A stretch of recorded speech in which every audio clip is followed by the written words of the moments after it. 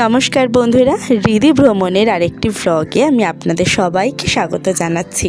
আশা করি আপনারা সকলে খুব ভালো আছেন। এর আগে আমরা দেখেছি যে বাসে করে আমাদের গন্তব্যের উদ্দেশ্যে আমরা রওনা হয়েছিলাম। আমরা কোথায় কোথায় দাঁড়িয়েছি এবং যাত্রাপথের অপরূপ প্রাকৃতিক সৌন্দর্য। এখানে আমাদের বাস দাঁড়িয়েছিল হান্ডিয়া বাইপাসে। যাদের মনে সংশয় ছিল যে আমি কোথায় যাচ্ছি, আশা করি হান্ডিয়া বাইপাসের নাম শুনে আর কারো সে সংশয় থাকবে না। সমস্ত পার্কিংগুলোই কিন্তু দেওয়া হয়েছিল আমাদের গন্তব্যের থেকে অনেক দূরে, তাই সেখান থেকে আমাদের গন্তব্যের জন্য যাওয়ার জন্য অন্য যানবাহনের সাহায্য নিতেই হতো। তাই হান্ডিয়া বাইপাস থেকে ছিল অন্যান্য গাড়ির ব্যবস্থা। যারা বাসে যাতায়াত করতে স্বাচ্ছন্দ্য বোধ করেন, যাদের বাসে যাতায়াত করতে কোনো অসুবিধা হয় না, তারা বাসে করে চলে গেছেন। আমরা সেখান থেকে বুক করেছিলাম একটি গাড়ি। সেই গাড়িতে আমরা উঠে পড়ি এবং এই যে সৌন্দর্য এখন যা আমরা দেখতে পাচ্ছি, একটা গ্রামীণ সৌন্দর্য, একদম প্রপার উত্তরপ্রদেশের ভাইব আমরা এখানে পাবো। তো এইটা কিন্তু গাড়িতে আমরা বেশ উপভোগ করতে করতে যাচ্ছিলাম। গাড়ি আমাদের এসি ছিল না, কিন্তু ওখানে এত সুন্দর, এত রোদ রয়েছে, কিন্তু প্রাকৃতিক হাওয়া এত বেশি যে মনেই হচ্ছিল না যে এত রোদেও কোনো রকম কোনো কষ্ট হচ্ছে বলে। আমরা বেরিয়ে পড়েছি এবং আমরা এগিয়ে চলেছি আমাদের গন্তব্যের দিকে।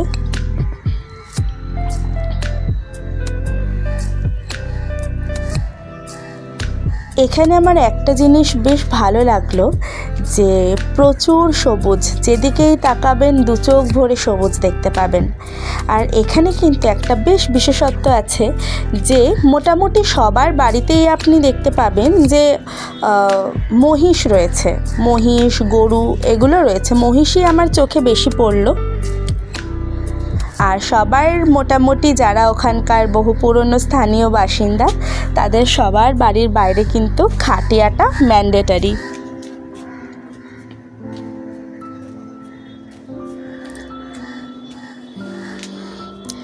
আরেকটা অদ্ভুত জিনিস আমার চোখে পড়েছিল, জানেন কি? সেটা হলো, ওইখানে দেখলাম প্রায় 90% বাড়ি হবে।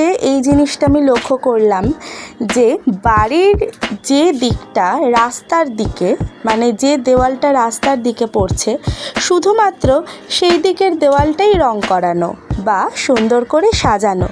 বাকি যে দেওয়ালগুলো ভিতরের দিকে পড়ছে, বা ধরুন রাস্তার দিকে আমাদের তো একটাই দেওয়াল পড়ে, আর পাশের দেওয়ালগুলো আমাদের প্রতিবেশী যারা আছেন ওনারা দেখতে পান, ওনাদের মুখোমুখি হয়।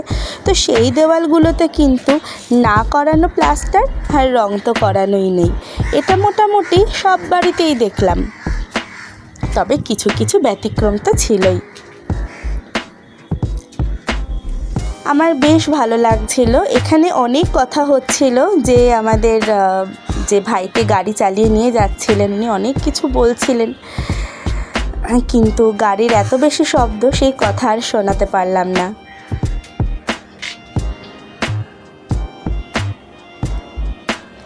জানেন, ভাইটির মুখে শুনছিলাম যে এই যে আমাদের কুম্ভ মেলার যে সফর, এই কুম্ভ মেলা থেকে কিন্তু প্রায় ধরুন, আমি একটা সহজ হিসেব করে বলি, ধরুন 10 জন যদি গিয়ে থাকে কুম্ভ মেলাতে, তার মধ্যে কিন্তু প্রায় ধরুন 5 জনই হচ্ছে বাঙালি। এইটা আমার বেশ ভালোই লাগলো শুনে, আর বেশ আনন্দও হচ্ছিল। হ্যাঁ, অনেকে হ্যাঠা করতে পারে যে বাঙালির বাবা সব কিছুতে বেশি হুজুগ, কিন্তু একটু হুজুগে হলে সমস্যা কি?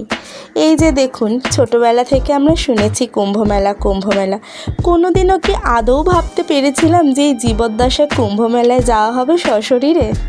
ভাবিনি। কিন্তু এইসব জানেন, ভগবানই কী করে যে সুযোগ করে দেবে আমরা নিজেরাই জানি না। আরেকটা কথা কি জানেন, অনেক আগে থেকে যদি কিছু প্ল্যান করা থাকে, অনেক পরিকল্পনা, অনেক জল্পনা কল্পনা অনেক কিছু থাকে, তবেই কিন্তু দেখেছি সেটা সবসময় হয়ে ওঠে না। কিন্তু আকস্মিক যদি কোনো কিছু প্ল্যান হয়, সে বিশেষ কোনো কথাবার্তার দরকার নেই, গোছাও ব্যাগ আর রওনা হয়ে যাও, তাহলেই কিন্তু দেখবেন বেশ কিন্তু সফরটা হয়েও যায়।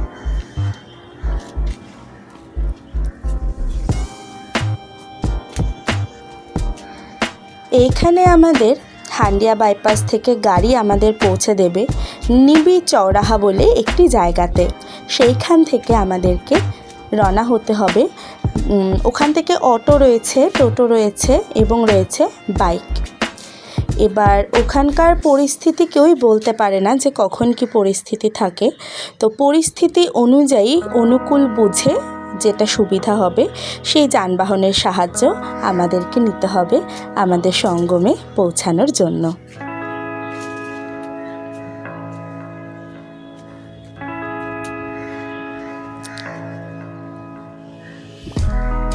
এই ভিডিওতে এই রাস্তার সৌন্দর্যটুকুই থাকলো, বাকি আপডেট দিচ্ছি পরের ভিডিওতে।